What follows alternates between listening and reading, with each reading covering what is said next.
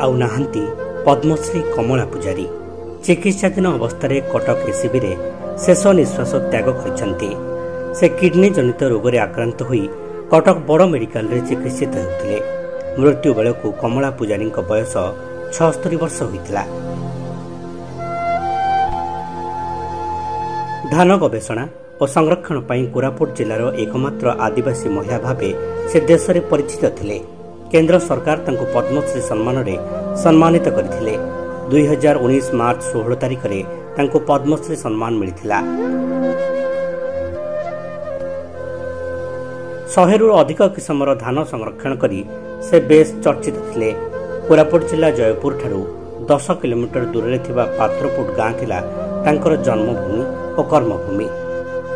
2002 मसीह दक्षिण आफ्रिकार जोहान्सबर्ग ठारे तांको इक्वेटर ऑफ इनिशिएटिव अवार्ड प्रदान करा जायतिला।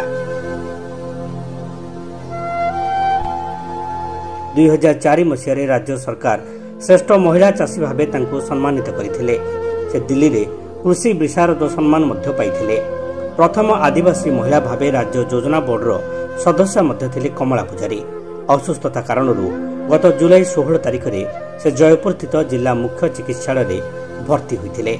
हेले स्वास्थ्य अवस्था रे उन्नति न आसिबारु तांको 17 तारिख रे कटक स्थानांतर करा जायतिला। आज तांकर परलोक घटिछि।